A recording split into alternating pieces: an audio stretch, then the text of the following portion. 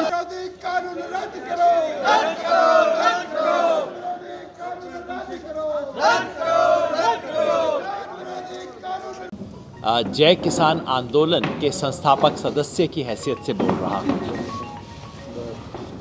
जय किसान आंदोलन सन 2015 में बना किसान संगठन है और आप जानते ही होंगे 2015 से जब हमने पंजाब के ठीकरीवाल से ट्रैक्टर मार्च शुरू किया था, तब से लेके आज तक किसान के सवाल पे हमारा संगठन बहुत नियमित रूप से काम कर रहा है।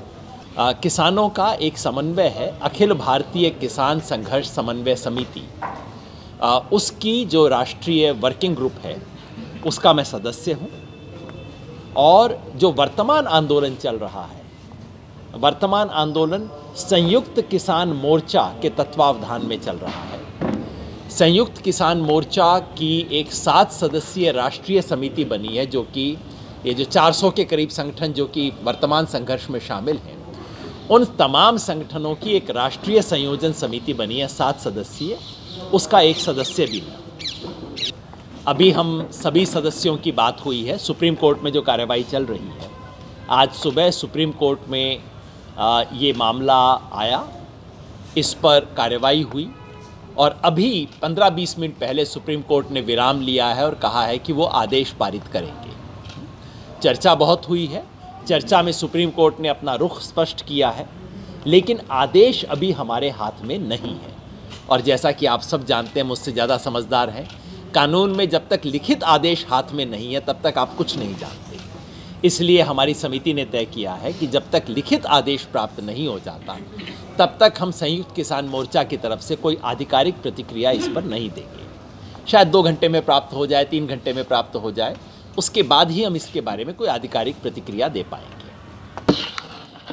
आज देश में एक ऐतिहासिक किसान संघर्ष चल रहा है, ऐसा जो देश ने पिछले 70 साल में नहीं देखा, और ऐसा जो कम से कम मेरी पीढ़ी तो अपने समय समाप्त होने तक कभी नहीं देखेगी। इस ऐतिहासिक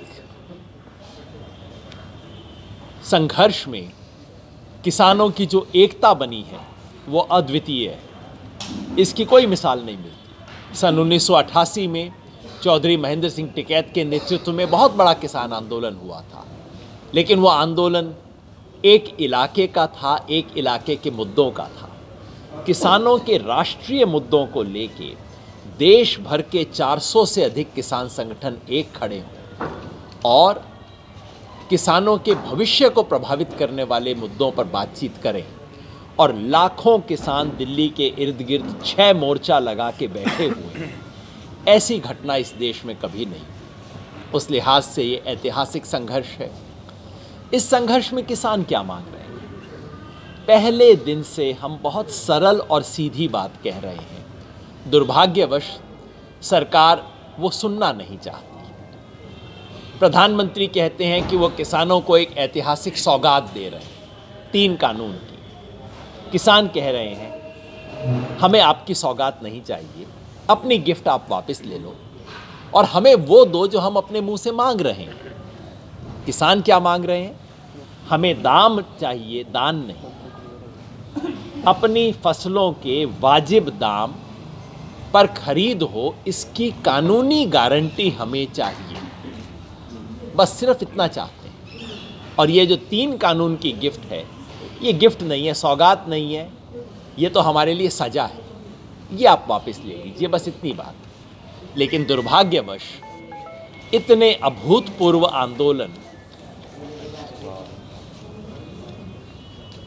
को लेकर सरकार ने अब तक न गंभीरता दिखाई है, न संजीदगी, न ईमानदारी।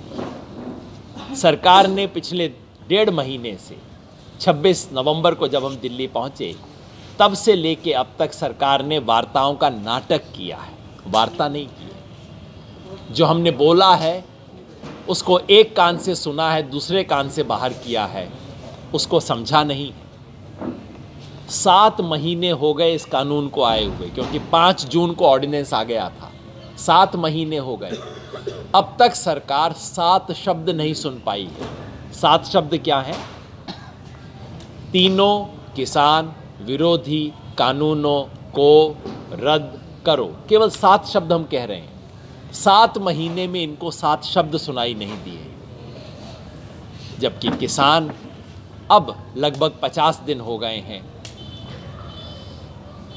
हमारे शास्त्रों में अग्नि परीक्षा का जिक्र होता था, किसानों की शीत परीक्षा हो रही है। सर्दी है, बारिश है, हमारे लगभग 70 के करीब किसान अब तक शहीद हो चुके हैं, लेकिन किसान इस सब की परवाह किए बिना डटे हुए हैं, अडिग हैं, क्योंकि किसान जानते हैं कि ये आर पार की लड़ाई है। अगर जीतेंगे तो इस देश में न सिर्फ ये 3 कानून रुकेंगे, बल्कि किसानों को अपनी फसल का वाजिब हक मिलेगा।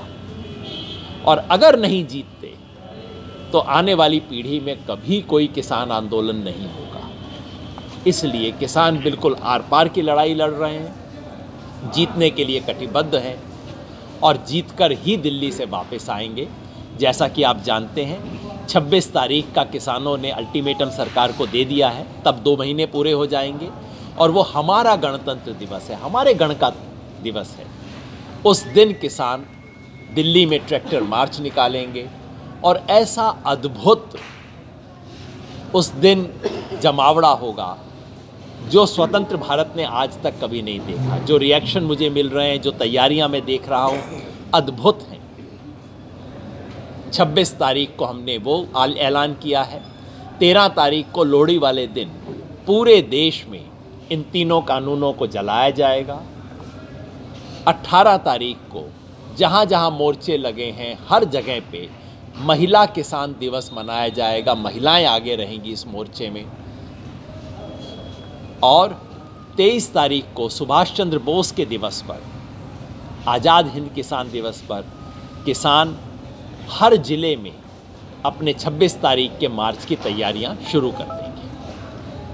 जगदीश सिंह चौटाला ने अपना त्याग पत्र ज्ञानचंद गुप्ता जी को भेजा है कि अगर 26 जनवरी तक ये वापस नहीं होते हैं कानून तो मेरा इस्तीफा स्वीकार किया जाएगा। तो क्या किसान नेता उन्हें स्वीकार करेंगे कि हाँ वो हमारा साथ दे रहे हैं या अपनी राजनीति करेंगे? अभी भी अगर मगर चल रहा है। अगर ऐसा हुआ तो पहले भी वो बोल चुके थे। पहले आपको ध्यान होगा इनेलो ने एक बार 48 घंटे का नोटिस दिया था। 48 घंटे में नहीं हुआ तो वो 48 घंटे बीत गए तो नहीं हुआ। तो अभी अगर मगर में चल रहा है। उधर राजस्थान के बेनीवाल जी ने कह दिया मैं एनडीए से वापस होता हूँ। हमने कहा चिट्ठी तो दे दो, चिट्ठी अभी तक नहीं आई है। तो अगर मगर का खेल जब खत्म होगा, अब किसान अगर मगर नहीं देखना चाहता। इस आर पार की लड़ाई में अगर मगर वाले कहीं नहीं खड़े हैं। जो हैं वो खुल के आज यहाँ किसान के साथ बैठें और स्पष्ट रूप से आंदोलन में साथ दें। ये कंडीशनल चीज़ों का कोई मतलब नहीं है। जैसा मैंने कहा आदेश आने दीजिए, क्योंकि क्या होता है सुप्रीम कोर्ट की एक तो ओरल ऑब्जर्वेशंस होती हैं, दूसरा उसका रिटर्न ऑर्डर होता है। जैसा आप जानते हैं कानून में महत्व केवल रिटर्न ऑर्डर का है। जो बातें बोली जाती हैं वो मीडिया में बहुत बड़ी बड़ी आ जाती हैं, लेकिन उसका कोई कानूनी महत्व नहीं होता। इसलिए मैं उस कानूनी ऑर्डर का इंतज़ार करूंगा, उसके बाद उस पर बोले। ऑर्डर देखिए क्या होता है, क्या पता लगता है। सुप्रीम कोर्ट ने 17 दिसंबर को एक ऑर्डर दिया था जिसमें सुप्रीम कोर्ट ने स्पष्ट कहा था कि ये किसानों का अधिकार है कि वो कानूनों के बारे में प्रदर्शन कर सकें। लोकतांत्रिक और शांतिपूर्वक तरीके से अगर किसान कुछ कर रहे हैं तो उनको रोका नहीं जाना चाहिए। ये बैरियर किसानों ने नहीं लगाए, पुलिस ने लगाए हैं। और इसलिए पुलिस किसानों के ऊपर किसी किस्म की हिंसा ना करे, किसान भी हिंसा ना करे और ये चलता रहे। किसानों की आय 6 साल में दोगुनी होगी, ये वायदा मोदी जी ने 28 फरवरी 2016 को किया था। ये उनकी चुनाव का वादा नहीं था, उसके बाद का वादा है। आज 5 साल पूरे हो गए। आज तक सरकार ने वादा पूरा करना तो छोड़ो, आंकड़ा रिलीज नहीं किया है कि तब से अब तक किसान की आय कितनी बढ़ी है। 2 गुना छोड़ दो भाई, 1.5 गुना कर दो, 1.25 गुना कर दो, कुछ तो कर दो। आज तक सरकार ने आंकड़ा भी रिलीज नहीं किया है कि कितना किया है। और कारण ये है कि आज तक 3-4% से ज़्यादा कुछ बदला ही नहीं है। 1-2 साल में तो घट गया था बढ़ने की बजाय। और मैं समझता हूँ कि देर सवेर दुष्यंत चौटाला जी के साथ भी यही होगा। शुरू से लेकर आज तक दिल्ली में जो किसान आंदोलन है बिल्कुल शांतिपूर्ण ढंग से चलता आया है और आगे भी उम्मीद की जा रही है कि चलता रहेगा। लेकिन करनाल में जो उग्रता हुई, क्या वो उग्रता करने वाले किसान थे? करने वाले तो किसान थे, इसमें तो कोई संदेह नहीं है। मैं स्पष्ट कर दूं कि हमारी संयुक्त किसान मोर्चा की तरफ से किसी किस्म की तोड़फोड़ की ना तो कभी कॉल गई है। जब ऐसी घटनाएं हुई, जैसे रिलायंस के टावर्स के कुछ बिजली कनेक्शन काटने की घटना भी हुई थी, हमने तुरंत दिल्ली में प्रेस कॉन्फ्रेंस करके कहा कि ना भाई, हम कह रहे हैं वॉलंटरी बायकॉट की कॉल हम दे रहे हैं, किसी की तार काटना, किसी को नुकसान पहुंचाना उसकी कॉल नहीं है। ठीक इसी तरह से मंच तोड़ा जाए, ये सब किया जाए। मैं अपने साथियों से अनुरोध करूंगा, किसान साथियों से, जितना भी गुस्सा हो, मैं जानता हूँ मुख्य जो करना, ऐसे इलाके में आके किसान महापंचायत करना, देखिए खेल क्या था कल, आपको पूरी बात बता दूं, शायद उसका एक हिस्सा आपको पता ना हो। 3 हफ्ते पहले नारनौल में किसान महापंचायत हुई थी।